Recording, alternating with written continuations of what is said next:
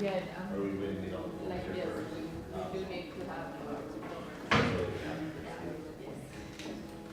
that's why I was pushing a little bit.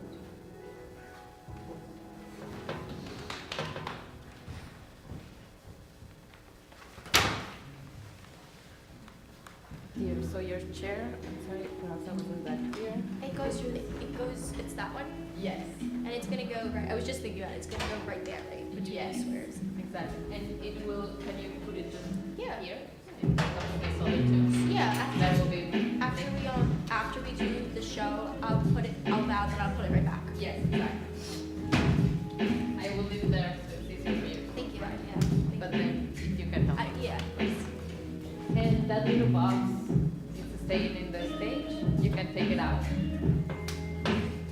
Ashley? Yes. Sorry.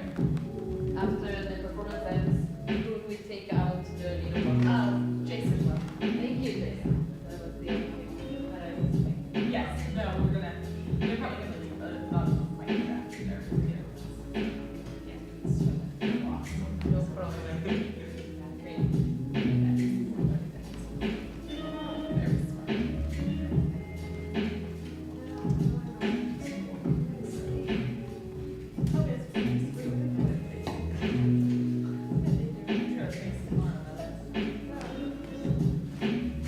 Last time this semester. Thursday is my last.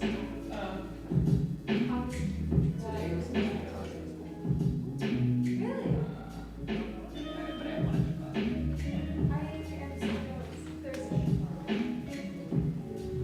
Don't tell me, but I don't want to go to class on Thursday. It's my class.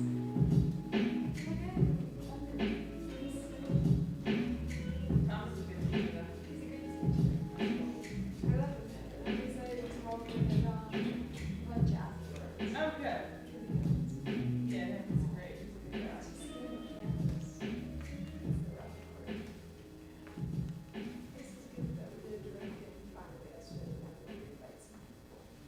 Oh, how'd that go?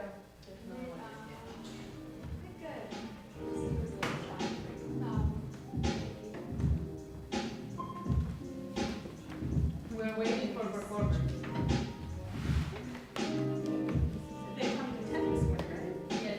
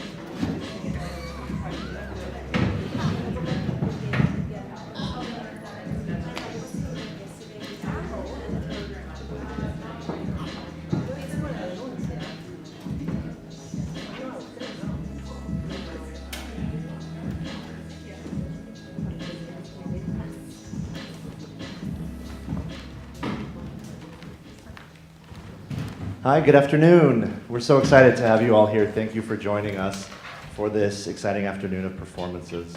And welcome, if this is your first time in the conference, to the Performing Screens Conference. It's been really invigorating so far. We've had a really great time, and we are excited to add this roster of performances to that. So just a little bit of business. Please join us at 4 o'clock in room 9204 up on the 9th floor for our last panel of the day. And then also our keynote address will be tonight at 7:30 p.m. in the James Gallery by Professor Sarah Bay-Cheng. That's going to be very exciting as well, so we hope you can join us for that. So for this block of performances, what we're going to do is I will introduce everyone at the beginning, and then we'll just go performance by performance, and then if we have time at the end, we'll do a little Q&A with any of the performers who would like to participate with whatever time we have left. So we'll start with Ashley Marinaccio's performance 18 years later, Voices of Post 9/11, with performers Emma Kotkin, Jason Wang, Ceila Elliott, and Quill Cavanah. And that'll be followed by Paulina Olivares' Aquí, allá, neither here nor there. After that, we'll hear from Clareese Hill of Goldsmiths, University of London. Her performance is titled The Hyper-Present, The Manipulation of Time and Space. Followed by Michael Harrington and K.B.Thors' Running Line, Screening on the Casting Couch. And finishing with Carrie, Sijia Wang's performance, The System. So we'll turn it over to Ash then, who wants to say a few words at the beginning of her presentation. Hi everyone. Thank you so much for having us today. I'm just going to give a little context for what you're going to be seeing. I'm Ashley Marinaccio. I'm a third-year PhD student in the Theater and Performance department here. This is a workshop called 18 Years Later. It's part of my theater company, Co-op Theater East. We developed a show 10 years after 9/11 called 10 Years Later, where we explored youth responses to 9/11. So now we're looking to kind of further this development of, maybe not that piece, but a different piece for the 20-year anniversary. So this is at the beginning we did about 15 hours of workshop, where it's a bit autobiographical and some interviews and some of the actors' own perspectives about 9/11. Everyone is under 18, so the majority of them were not born yet. So you will see some of that, and I hope that if you have any questions or feedback afterwards, come and find me, because this is something that we're kind of looking to develop further. Thank you so much.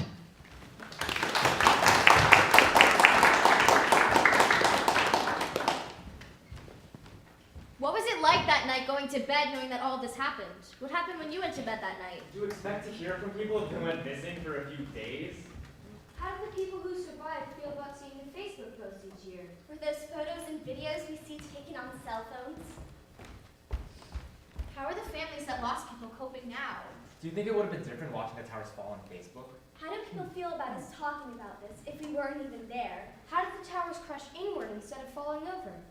Why do people make jokes about it? Do people feel safer now? Do people feel less safe now? My friend's dad had a coffee shop, and right after 9/11, nobody would come into his coffee shop because he's Muslim. There is an Afghan restaurant in the East Village, and I heard they voluntarily closed for a month after 9/11.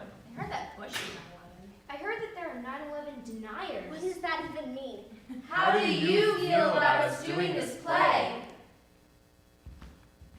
Hi, I'm Emma. I'm 16. I was born in 2003. Hi, I'm Quill. I'm 13 and I was born in 2006. Hi, I'm Ceila. I'm 12 years old and I was born in 2006. Hi, I'm Jason. I'm 18 years old, and I was born in 2000. We don't talk about 9/11 much. We used to talk about it a lot in middle school. They'd have firefighters come in and talk about taking dead bodies out of the building. It was traumatic. For me, it was hard to listen to. I was 12 when they started doing this. We were shocked because we knew how bad it was, but we were even more shocked in how many people lost their lives and how affected people were. We haven't talked about 9/11 yet. We have American history in 7th and 8th grade, so I think they'll talk about it then.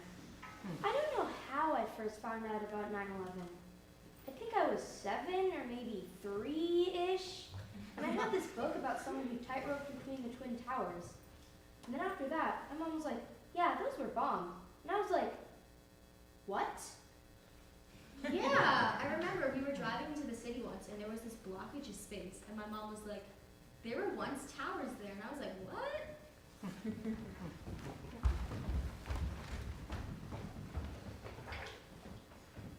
The Twin Towers were supposed to be the pinnacle of New York City.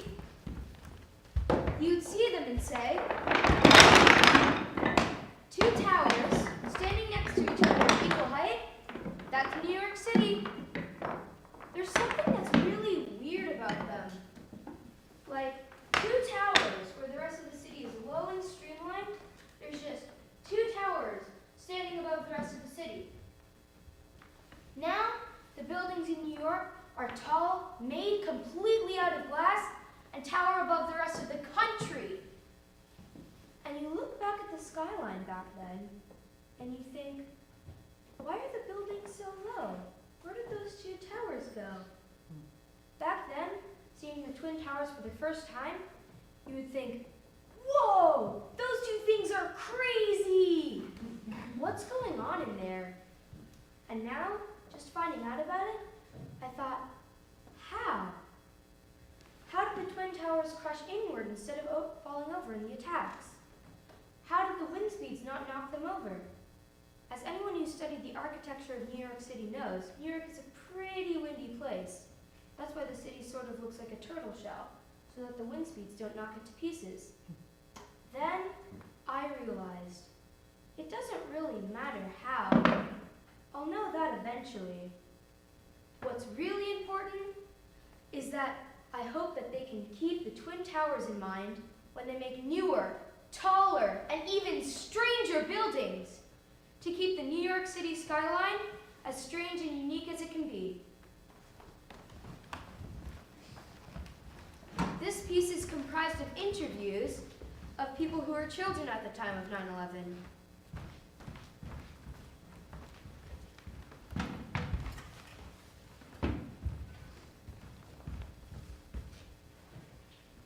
I was 10 going on 11 when 9/11 happened. My school, PS 234, is the closest to the World Trade Center site. We are 1 block closer than IS 89 and Stuyvesant. My family lives in the neighborhood. My parents work in the neighborhood and my sister's at Sty. Everyone at school lives in the neighborhood, or varying degrees of it. We all had to literally walk away from our home. February 4th, 2002 was the day we were finally allowed to go back to school. People wore face masks for months, and then you get above 14th Street and it was like nothing happened. I was in 1st grade. I was in school. I went to the same school as my sister. It was a private Catholic school. I have to this memory of sitting in a dark classroom and people didn't know what to do with us. We were just watching VeggieTales. The school called everyone to come and pick us up. My sister was next to me. It was weird because she wasn't my age. She was 2 years older than me. We were watching VeggieTales. I don't remember how old I was in first grade, but I do remember that day vividly. I was eating my chicken nuggets from the cafeteria, and suddenly I look outside and see smoke. Huge amounts of smoke. 20 to 25 minutes later, one of the school aides was like, "We got to evacuate." They had to call my uncle nearby to come and take me home. This was PS 15 on the Lower East Side. I got home. I knew I had a lot of questions. My uncle was like, I don't know. I don't remember what I was feeling on that day, but I do remember all I was just confused about what was going on. The next day, we didn't have school. I want to say we were off for 2-3 days, maybe even a week. The school did not tell us. They weren't authorized to. It's funny because my mom could attest some of these memories that me and my sister have.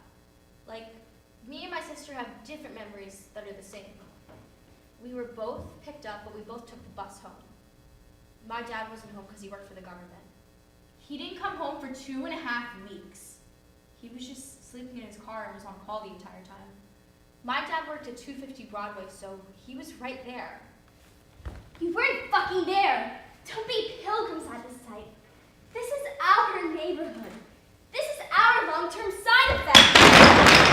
My level of grief is, this is my neighborhood. This is my memory of having to leave, and not knowing when I would return, and having to walk around with painters' masks on my face. I didn't lose anyone, and thank God no one in my close friend and community lost anyone either. This past year, a variety of different things made this anniversary a lot harder than the past few. And a part of that was how little I saw on social media related to it. And it made me realize that it's such a small circle that hurts in the same way that I do, and will hurt for the rest of our lives while the rest of the world says, oh, it's 9/11. That's weird, and no, it's not weird. It's really fucked up. People are like, I never know what to say. Happy 9/11, and I'm just like, please, say nothing. It makes me really sad to think about it. Especially to post on social media. Like, it isn't yours to post. That's weird. I know. It affected everyone, especially in this state, in New York, and worldwide. In first grade, we were children before 9/11. We used to go outside, have fun, play tag and stuff. Ever since that day, it just didn't feel the same. Genuine laughter faded away, and it stayed like that for 2 months. In November, we tried to get back to the regular things like going outside, though my uncle and my mom would still not let me outside because of my asthma.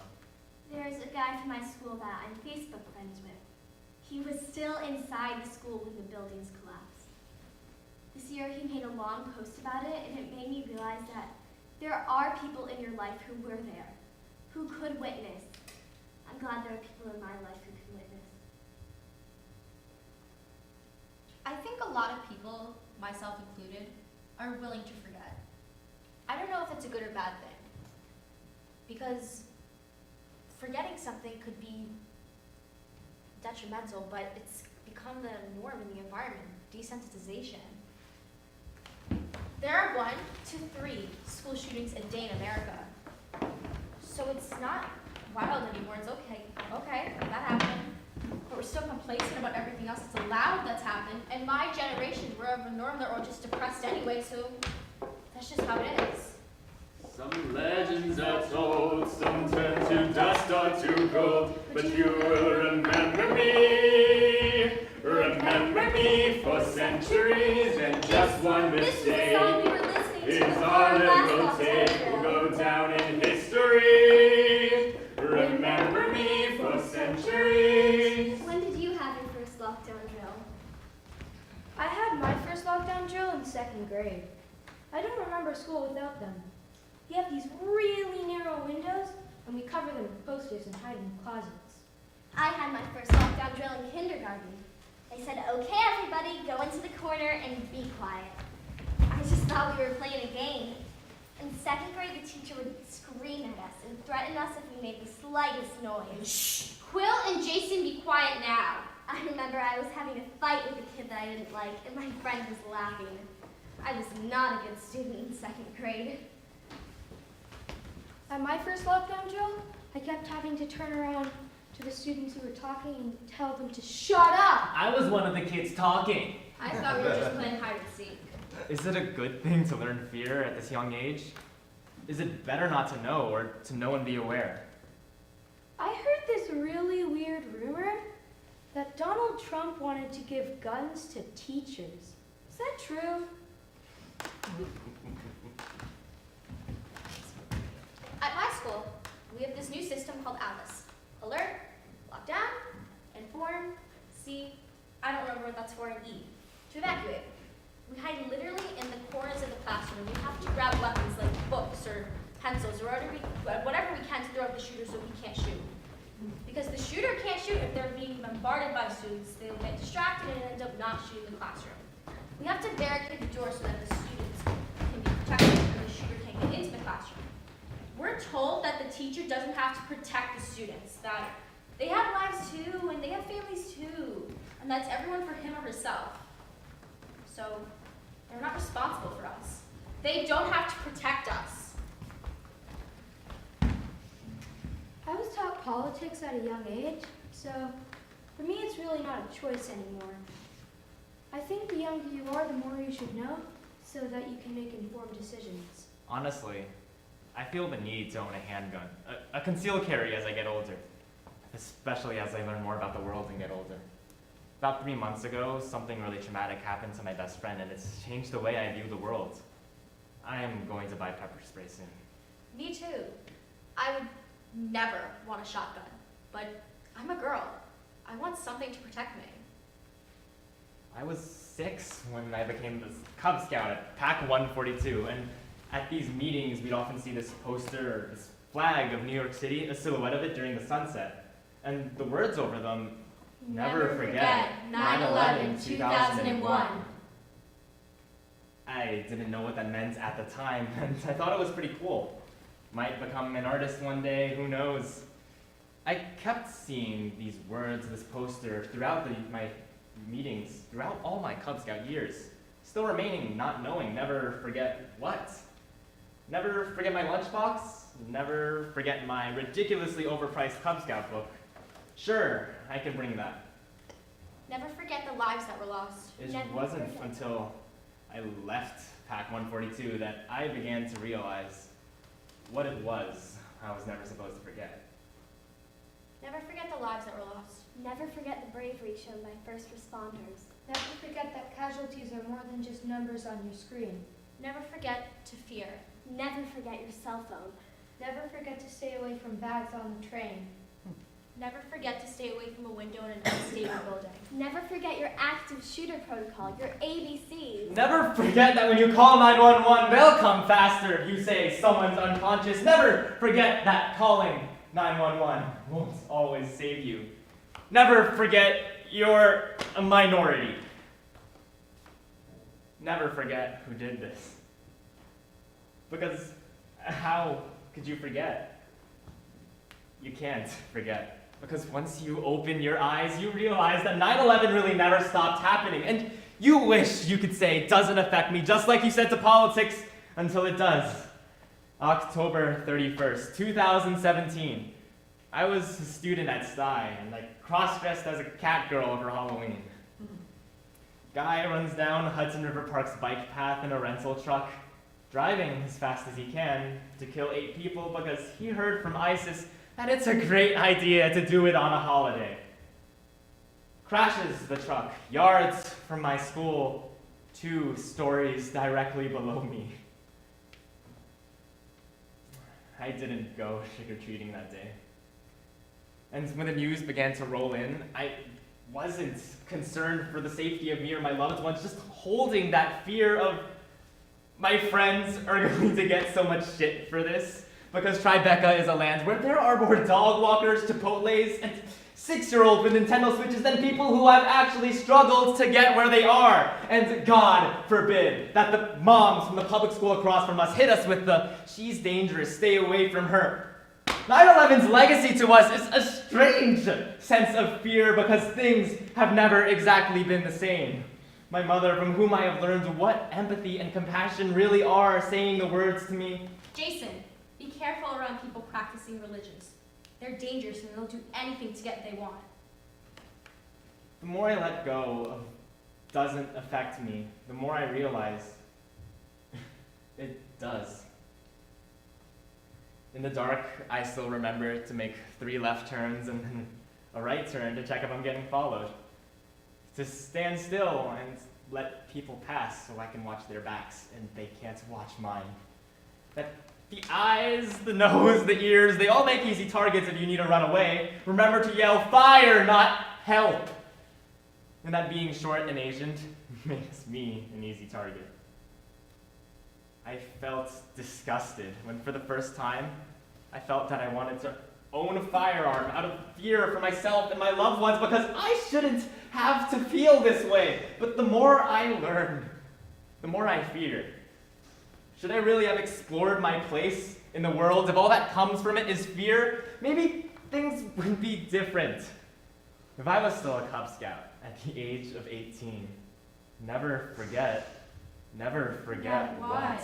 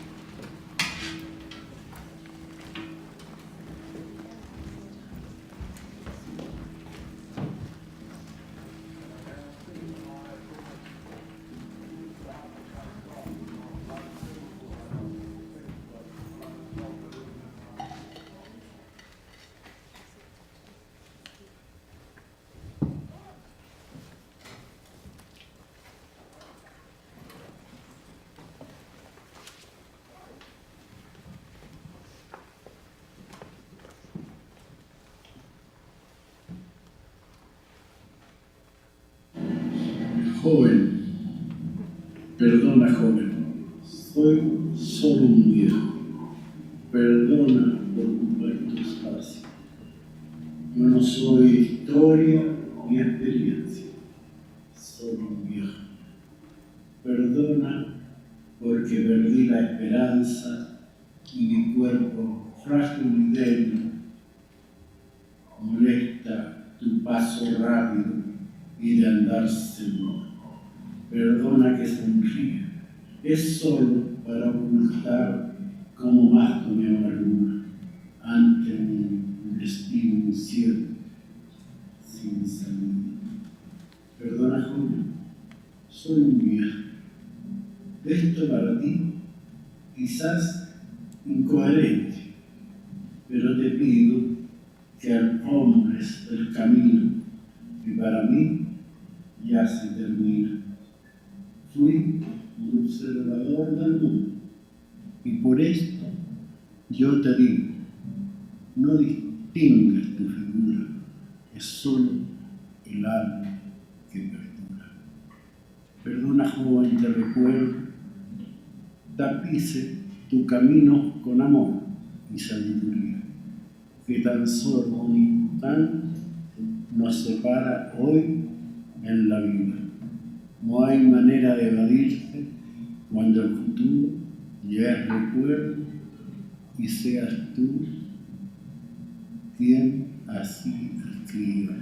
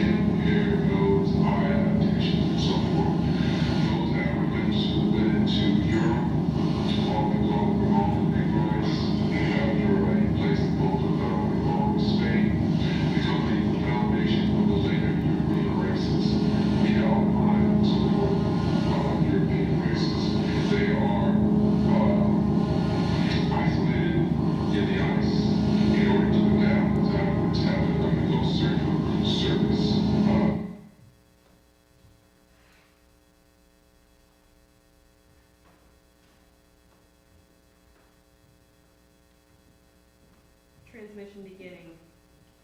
Right here, right now, we are present.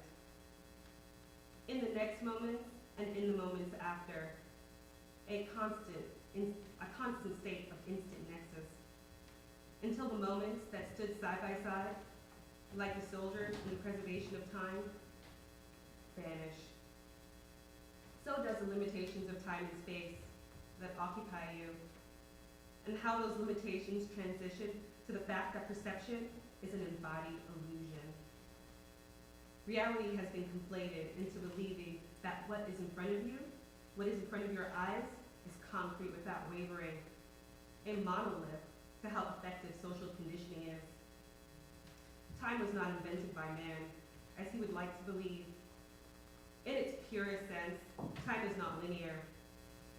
The sun and the moon engaged in their conversation from the beginning, and time was not manufactured, but instead captured by man and tied to reality to be quantified in order to create a foundation for social conditioning. Time in the contemporary form, which you're familiar with, is the cornerstone of Western productivity, industrialization, and technological evolution. You create binding contracts with the measurements of time. You toil to perform the many roles that the organic body occupies. These problematic bonds seek to dissect humanity from truly being present. Being present in this instance is heavily weighted on the consumption of materiality: food, objects, alcohol, drugs, work, entertainment, and the race to achieve all of these things. Somatic sensations that drive the human body forward, or at least you think it does. You all become cannibals. Dudes in custom-tailored business suits, and sometimes in hoodies and t-shirts that say Stanford, Harvard, or some of the other usual suspects, prey on you. They use monikers like government, mass media, industry, to distract you as they tout the benefits of progress, whatever they have contrived that to mean. First, they find out what your pulse says. They monitor you from behind an inaccessible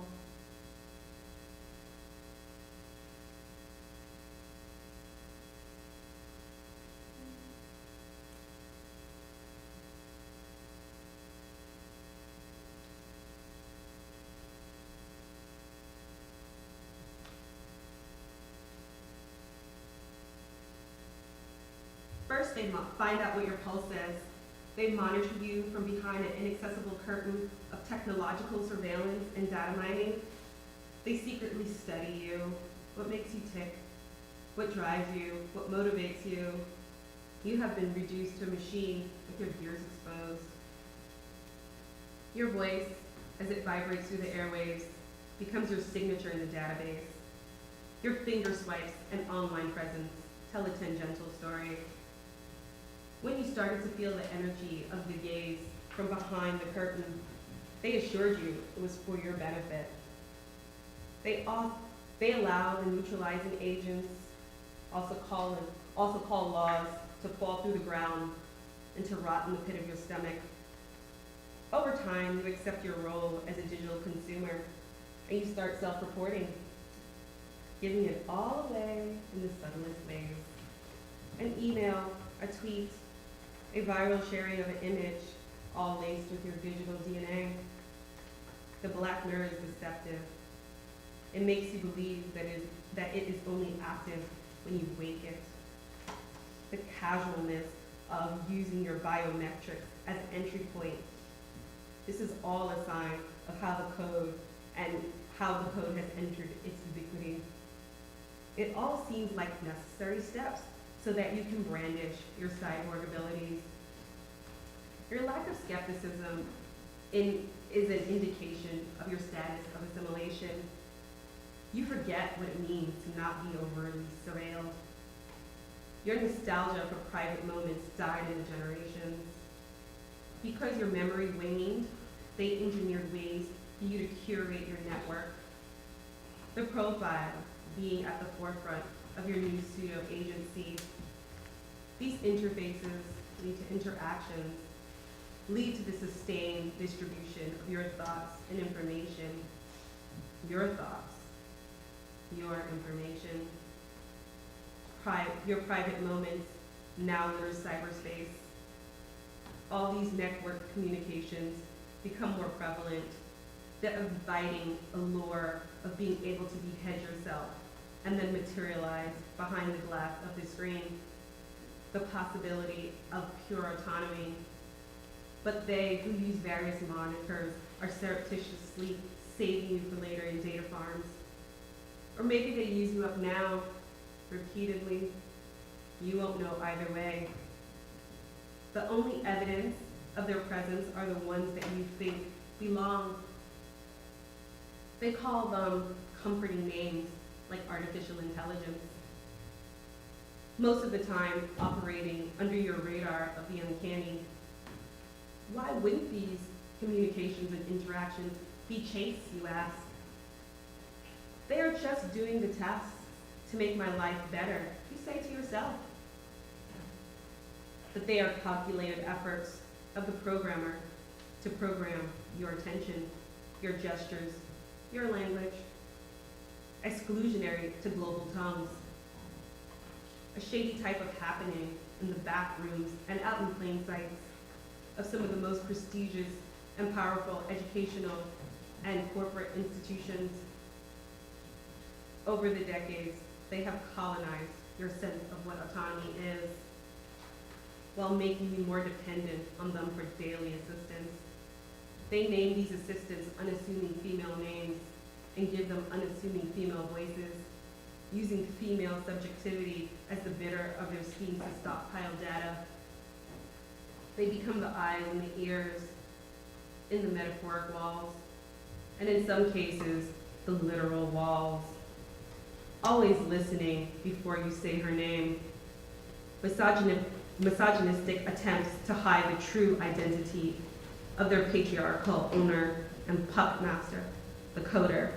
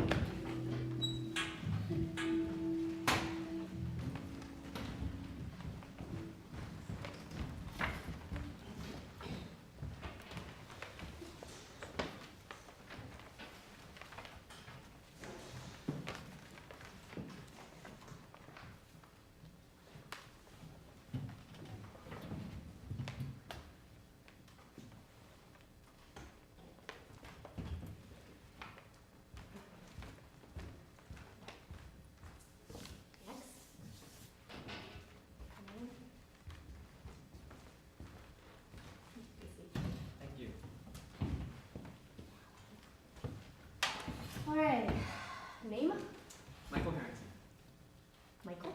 Yes. The friend Michael? Yeah, Michael's great. Yeah? Yeah. The magic Mike moments? You can call me that too if you want. Well, you have to earn that. Okay. Age?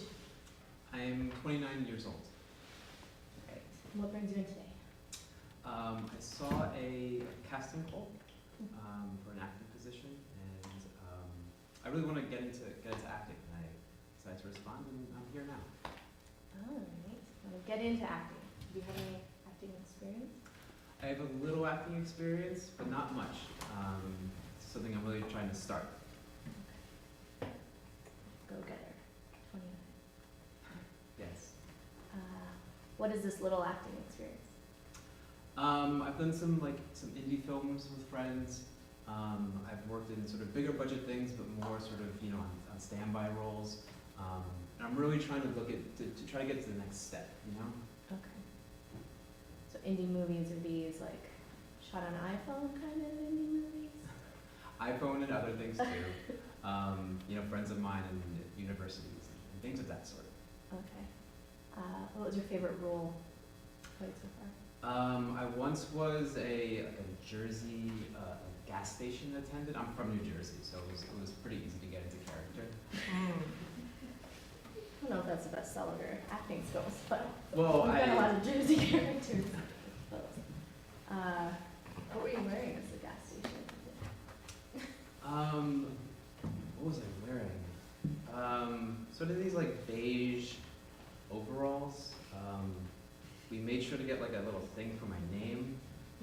We were outside; it was very hot the entire time, but I think it turned out pretty good. One strap, two straps. It was two straps. Yeah, it's two straps. Denim. Yes. Is that your choice? I wanted the name thing, and I just sort of went with what the director wanted. I was really trying to please him in his direction, his vision. Okay. True to his aesthetic. Yeah. All right. I do like the look of you. Could you stand up for a moment? Sure. Yeah. Of course. Yeah. Thank you. Just come into the light a little bit. Good. Relax. All right. Turn around.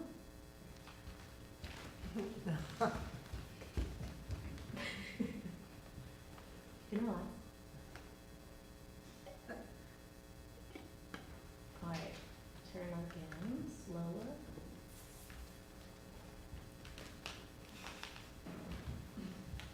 How tall are you? 5'8", Barefoot. 5'7".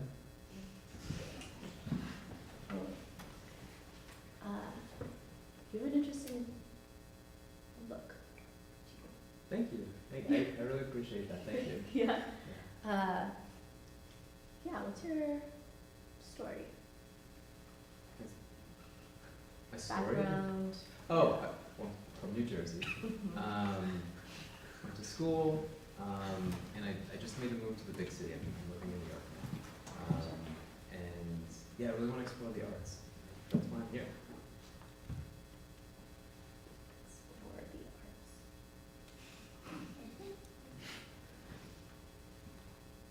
You tan easily?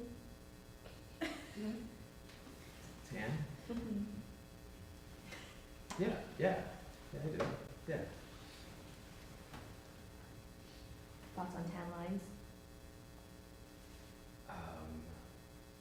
I actually really don't like. Yeah, I try to do no tan lines.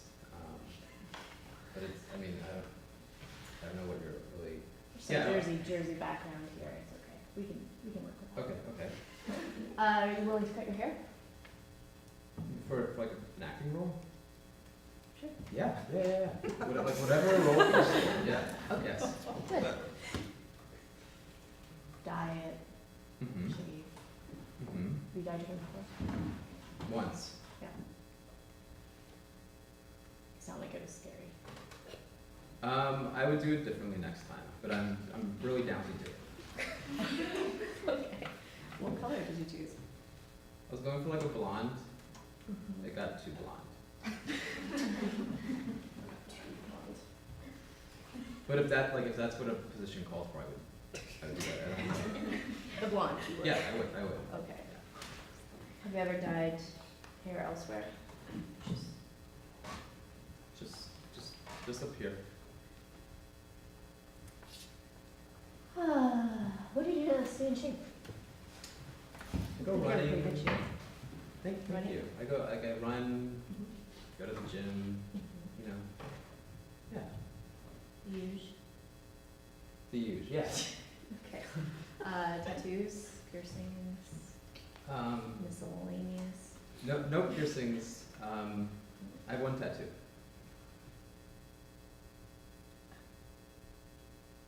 What is it It's like a hand. It's like a hand and rose. It's on my chest. Hand and rose? Not a handy rose. It's a hand and a rose. Common. I should have spoke clearly. It's a hand and a rose and a card. It's on my chest here. Okay.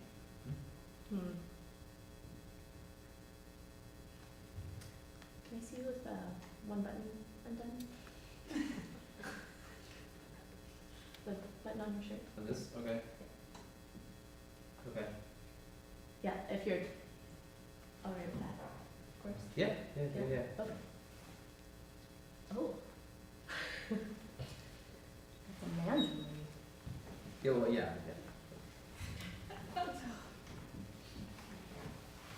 Do you usually button your shirts all the way up? I don't really wear button-ups usually. Well, you can make yourself comfortable. What do you I'm- usually wear? T-shirts, like tank tops. I like knits, like knitted sweaters. But I feel good in this too. It's not what I don't wear this every day. Okay. How do you feel about that second button?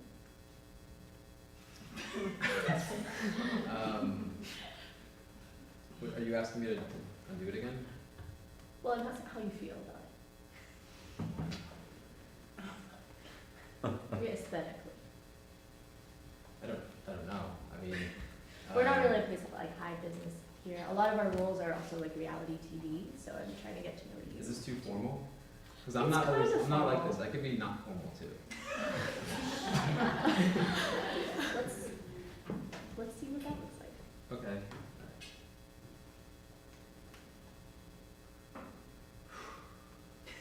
Okay, nice, good. You look great.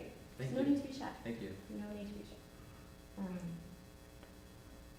And this tattoo you mentioned, is it large? Is it? It's not small. Would it be It's a not hassle to big. cover up? Could we maybe see a peek of it? Yeah. It's not hard to cover up.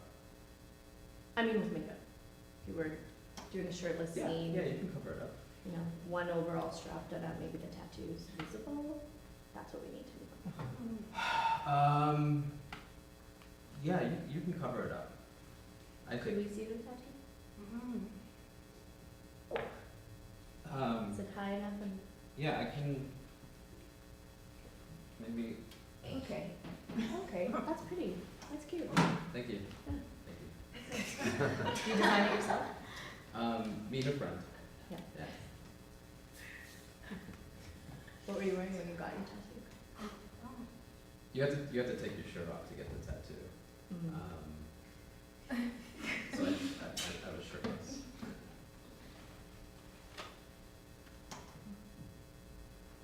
Okay. Oh yeah. Would you describe yourself as shy? No. No. No? I'm not shy. Your Instagram account doesn't look very shy. What? Your Instagram account? It was on the registration papers. Social media. Oh. Promotion is a big part of our projects. Yeah. No. I do have an Instagram account. I guess you looked at it. I hope you liked it. My assistant looks at it. He looks at those things for me. And he liked it. I think he did.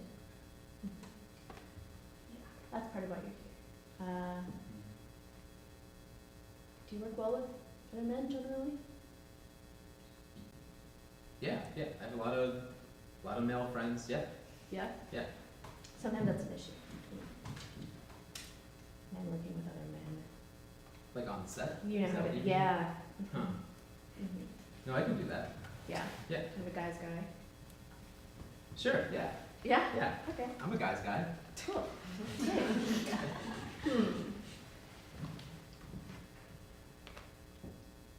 Should you turn around again? Yeah, of course. Right. I would just Should I imagine keep different going? projects. Yeah, a little bit. Good. All right. So this is a good formal. It's a good interview outfit. It's a good choice. Neutrals. Thank you. I can see why.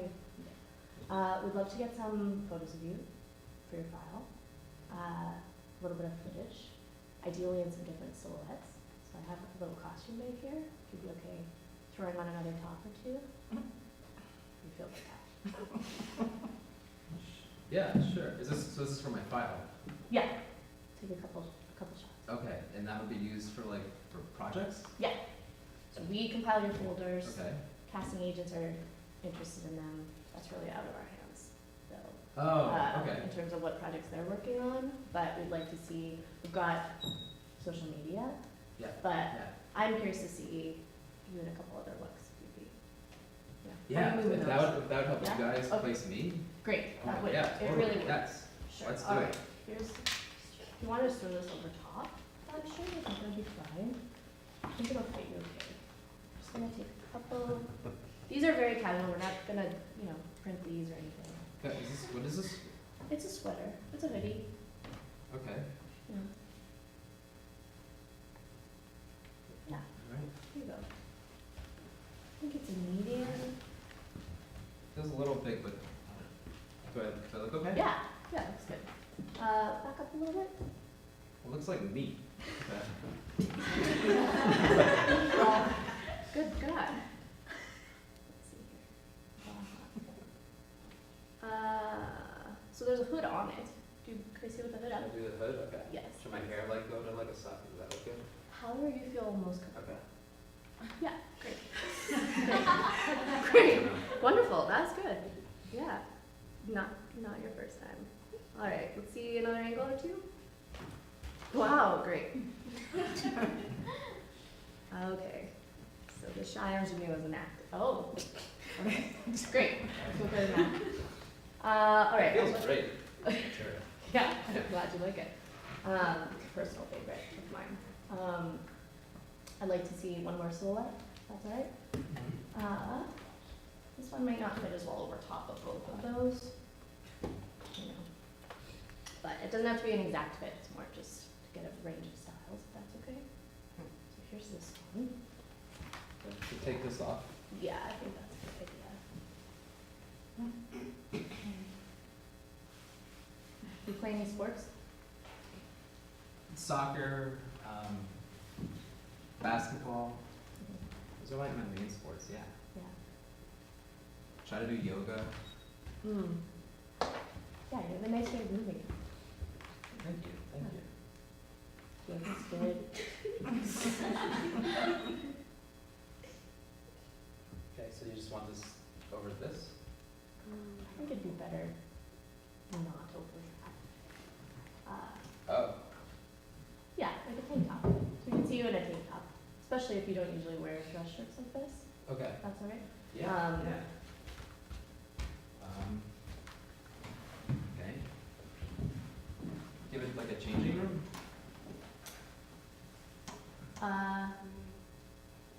No. I mean, it's only me here. That's okay. Oh, okay. Yeah. I mean, that's all right. We can No, skip this this is part fine. if you No, want. this is fine. No problem. No, I can do this. Are you sure? Yeah. Wouldn't want to make you. I just didn't want to, I thought there might be a room or something. I'm good. Yeah. Thank you. Oh, I gotta take, okay. Oh. All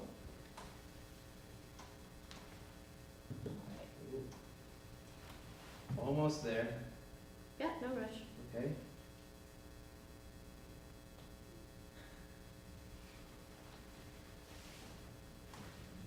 I'd offer to help, but, you know. Do you have like a, Keep things professional. can I put this here? Sure. You mentioned you're usually wearing t-shirts or tank tops, right? Yeah, I don't know if I'd wear this, but I could get used to it. I think it might suit you. Yeah? Yeah. Oh, wow. Yeah, that's great. Good, thank you. All right. And could we see you walk a little bit? Get a Sure, sense of of your course, movement? yeah. Sure. Good. Good. Great. Nice turn. Thank you. All right, can you look up? See how tall? Yeah, great. Slow down. All right. Should I keep walking? No, that's good. Okay, All right, so we just do a super quick sort of range of emotion, reaction time kind of thing. So try not to overthink it. Just relax. Try and go with the flow. So I'll ask some sort of quick questions to just kind of keep things going, get a sense of your personality. Okay. Dogs or cats? Cats. Cats? Yeah. Hot or cold? Hot. Hot. Boxers or briefs? Boxer briefs. That took a while. Boxers or briefs? Boxers. Oh, okay. Ice or sand? Whoa, sand. Okay. Is there anything else we want to see?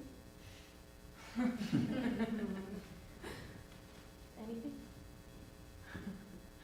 Fourth walls, fifth walls. This is it's a fun opportunity.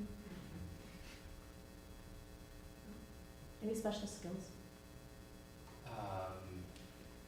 Special skills.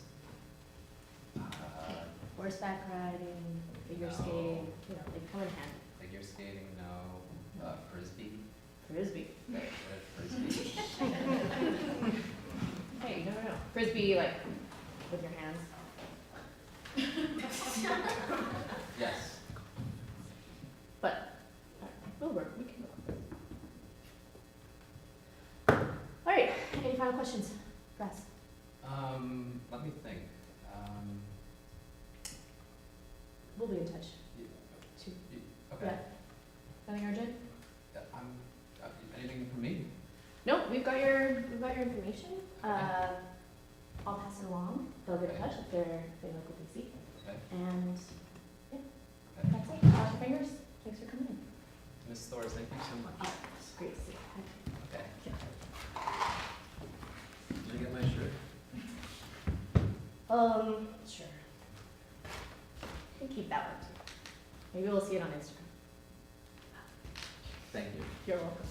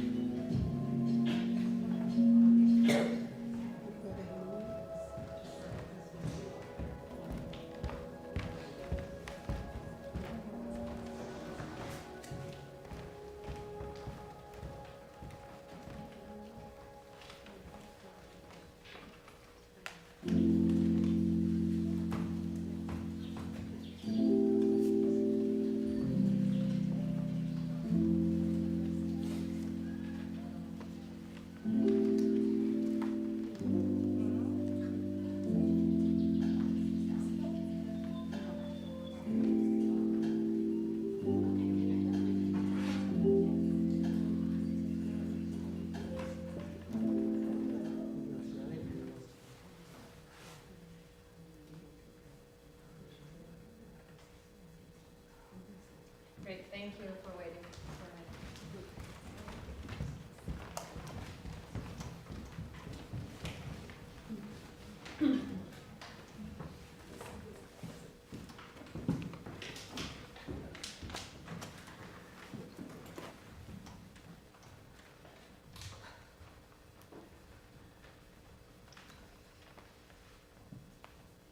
Please step inside. Candidate 3752, please step inside.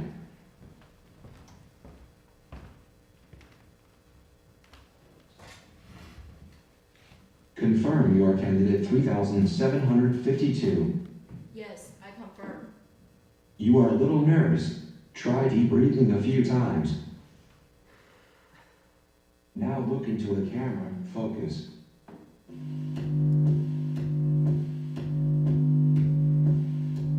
Good job. Subject confirmed. You may put on the gloves now. To pass the test and be a qualified content generator, generate 3,000 units of content in 240 units of time.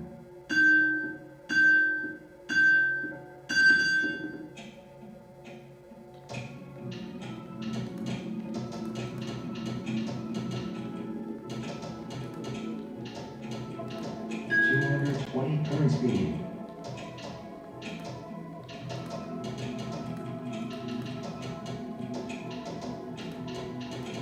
793 target speed.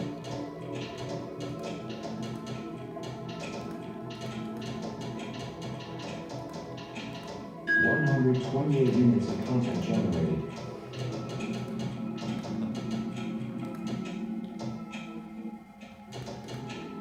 2,834 units of content left.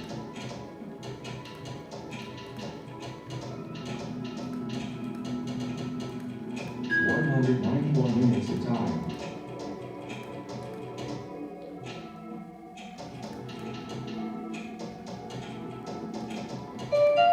Listen, repeat and remember. Establish and fortify us, our beautiful and dear country. Establish and fortify us, our beautiful and dear country. March forward, sons and daughters of this jam beyond compare. March forward, sons and daughters of this jam beyond compare. Focus.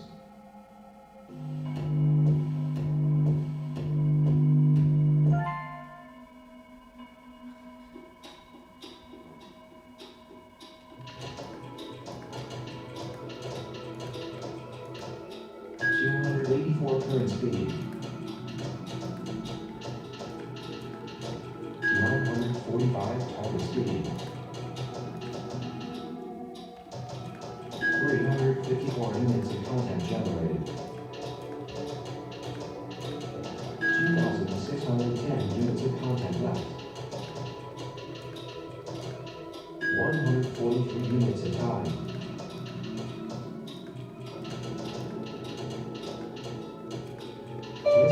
Repeat and remember, liberty is a fight to fight because we are all brothers. Liberty is a fight to fight because we're Oh, all our brothers. country, since the beginning and forever shall be our guiding light. Oh, our country, since the beginning and forever Hasten shall to be. glory and supremacy, glorify the creator of this land. Hasten to glory and supremacy. Focus.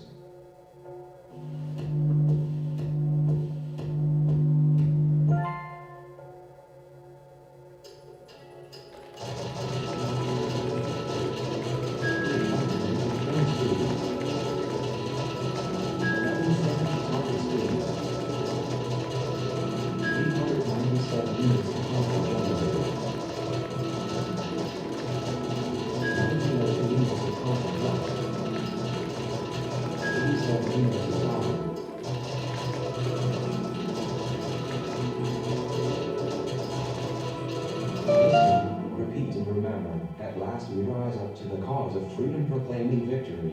At last we rise Holding up to high the the banner, oh so fearless and courageous, our object of faith, our death will be our motto, that nothing can tarnish. Pressing onward, towards the ends, and intense dream, a nation. Focus.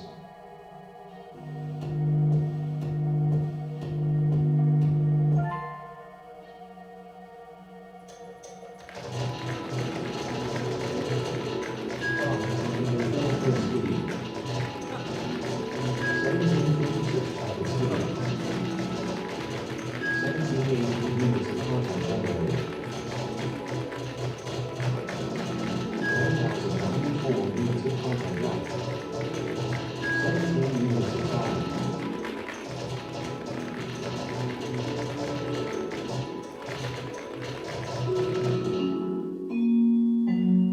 Congratulations, candidate 3752.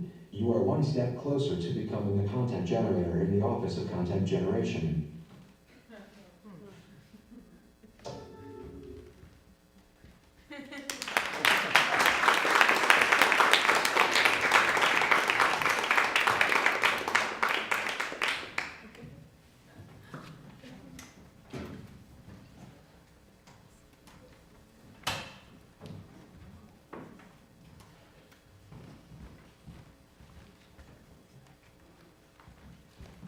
All right, so we've got about 8-10 minutes for a Q&A. Any of the performers who'd like to participate are welcome to come up. We've got some microphones we can pass around. We'll pull out chairs for you. Any performers or creators, please come join us. Grab your chair.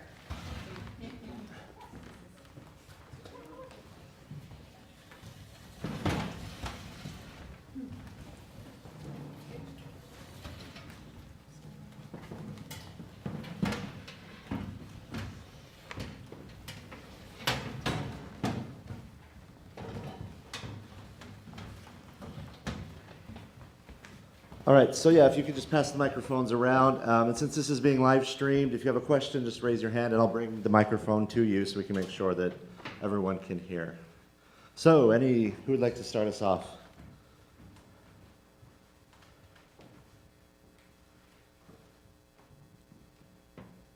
I will. I'm interested in how, I think some of the pieces it's perhaps not quite as apparent. I was wondering if you could each just very briefly talk to us about how the conference theme or subject, how you feel like your piece fits into the topic, if you created the piece for the conference or if it was a piece you had already done that you felt would work well. Anyone who can speak to that, we'd love to hear about that.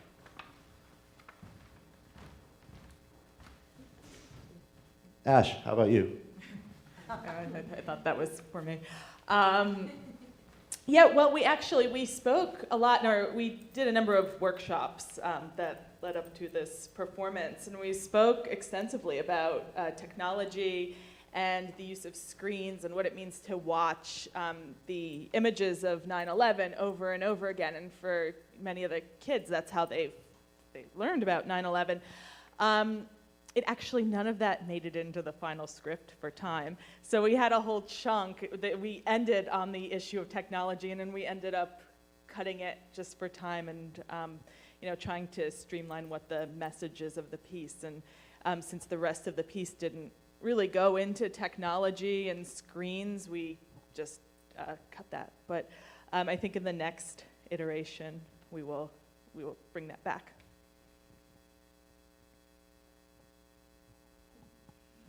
Anyone else? Paulina or? My piece was created as part of my MA that I recently completed in December, and as an immigrant, I have found that my experience of home is often mediated by technology, whether it be through WhatsApp, through communications and via Skype, or merely by accessing images of a home that either has changed in time, that doesn't exist anymore, or images that are kind of an amalgamation of different parts of home. And I wanted to use that to explore my identity beyond that and after that. So and I felt it would work, and apparently it did, and here I am.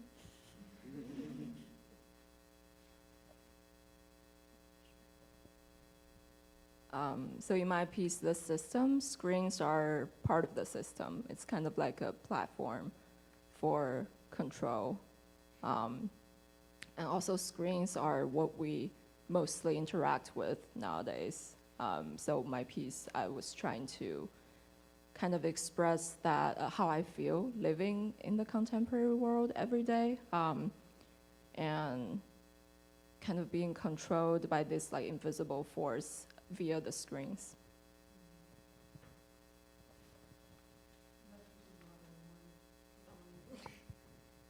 Yeah, mine is about like living digitally and digital consumers, and just kind of like how we give our information data away, and it just becomes more and more ubiquitous and kind of like common to just like do that. Like people sign agreements, they have no idea what they mean. They buy devices, they have no idea what they're doing on the back end besides for what you want them to do.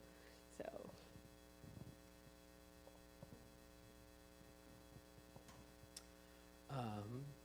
In our performance, we were interested in looking at casting couches as a mechanism of screening, looking at how that dynamic feels different when the typical genders are reversed, and what rings as humorous or still uncomfortable, what have you.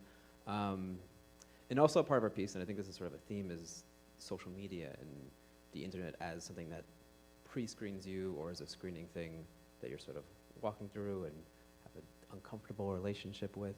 And we wanted to bring that into the piece as well. Do you have other thoughts? Yeah, I guess I liked the way, Me Too has brought in all of this casting couch attention.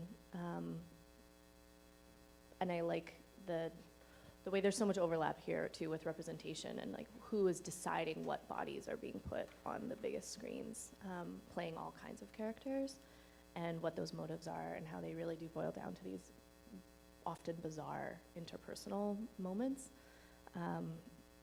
where we're trying to portray something, well, a lot of art at least is trying to portray something very human and sincere, but the actual cut and dry, I realized I think I need to be a lot ruder and meaner, and it would be better. Like, it would be more true. So that kind of contrast as well, screening and reality. Ceila, is that, okay, sorry I mispronounced your name at the beginning.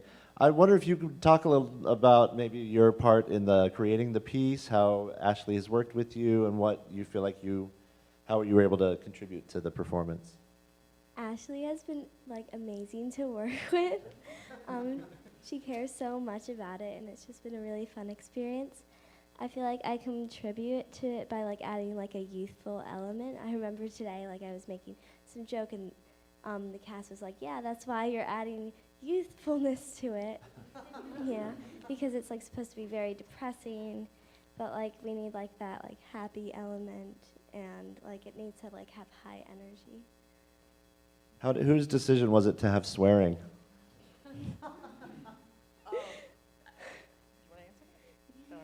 That was in the that was actually in the interview. We just didn't cut it. But how did you feel about that? Because when Quill read that, he was like, "Oh, I'm not allowed to say these words, so I'm just gonna skip over that." But how did you feel about doing that? At first, I was like, "Wait, is this my part?" But then, like, I realized that if this was what the person was feeling, I should just say it. It's just really sounds, and it just builds the story more.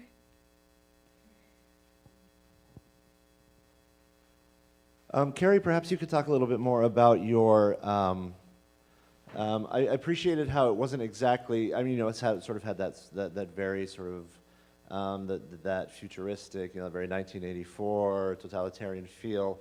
But at the same time, we couldn't necessarily pin down exactly what was happening or exactly what you were trying to say. What were some of your influences for creating that piece, and how do you see that? What do you see the work that the piece is doing? I kind of deliberately kept it general, so maybe everybody can feel a little bit of reality in it.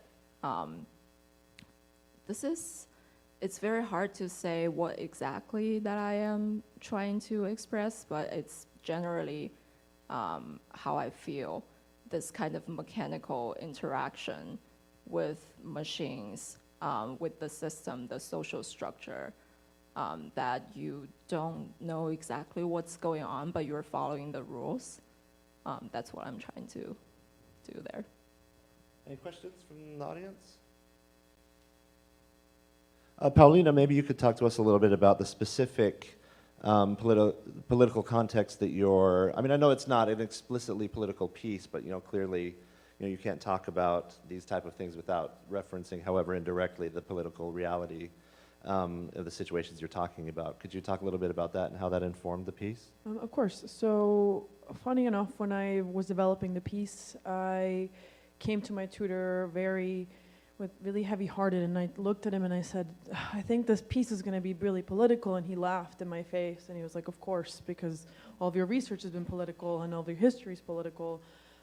When the opening sequence is a poem by my grandpa, that is my actual grandfather, dressed in his traditional Chilean garb, reading a poem that's his favorite poem to recite, which is a calling to the youth to rise up. And my grandpa was greatly involved during the Allende administration. He was the president of his labor union, and during the coup d'etat, which happened under Pinochet, he was missing for 3 months. So that's a really common story in Latin America.